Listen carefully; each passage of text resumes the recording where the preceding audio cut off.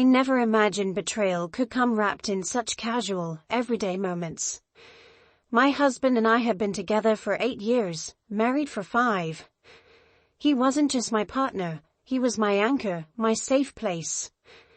But as they say, sometimes the people you trust the most are the ones who pull the rug out from under you. It all started with a key. His car key, to be exact.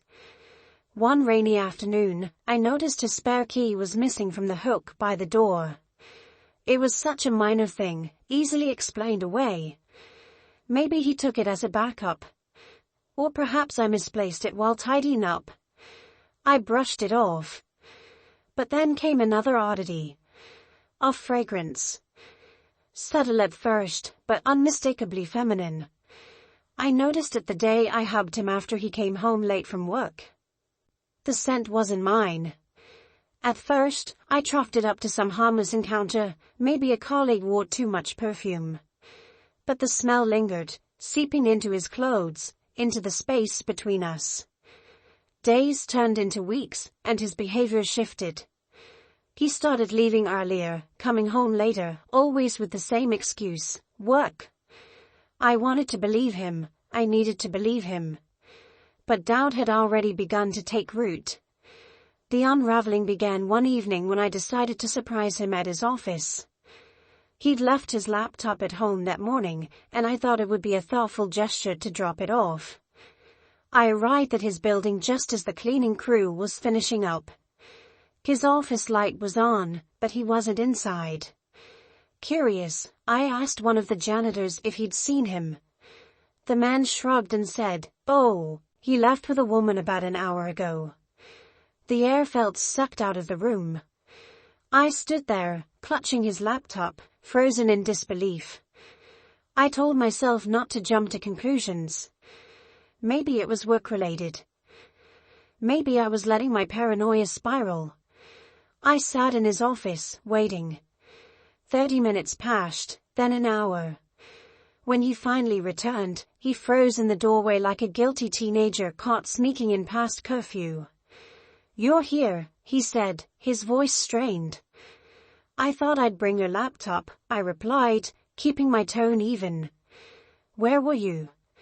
His pause was all the confirmation I needed. A pause so pregnant with guilt, it made my stomach churn. He stammered something about grabbing a drink with a client, but his eyes betrayed him. They darted around the room, avoiding mine. The scent hid me again, the same one I'd noticed before. This time, it was stronger. "Who is she?" I asked, my voice calm but firm. He tried to play dumb, but his face gave him away. After a long pause, he muttered, "I didn't want you to find out like this." "Find out what?" I snapped, barely holding back tears. He confessed. He admitted he'd been seeing someone for months, a woman he'd met through a mutual friend. There was no attempt to soften the blow, no excuses, just the cold, hard truth. I remember standing there, my heart shattering, but my body stayed frozen. I didn't cry or yell. I just handed him his laptop, then walked out. That night, I packed a suitcase and left. I didn't know where I was going, but I knew I couldn't stay. Staying would mean erasing myself, becoming a shadow of the person I once was. The weeks that followed were brutal.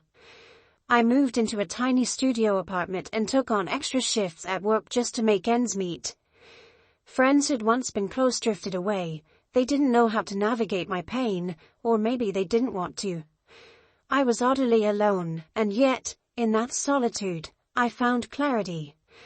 For the first time in years, I had no one to rely on but myself. It was terrifying, but it was also liberating. Months later, while organizing my apartment, I found that spare car key tucked inside an old handbag. I sat down, holding it in my hand, and laughed, a bittersweet laugh that turned into tears. That little key, a symbol of his deceit, was now just a forgotten object in my new life. I've moved on since then. I found someone who values honesty and sees me for who I truly am. But most importantly, I found myself. I'm sharing this story because I know I'm not alone. If you've ever experienced betrayal, know that healing is possible. The pain may feel unbearable now, but it doesn't define you. Thank you for listening. Have you ever been through something like this? If so, please share your story in the comments below. And if you enjoy hearing stories like these, don't forget to subscribe. See you in the next story.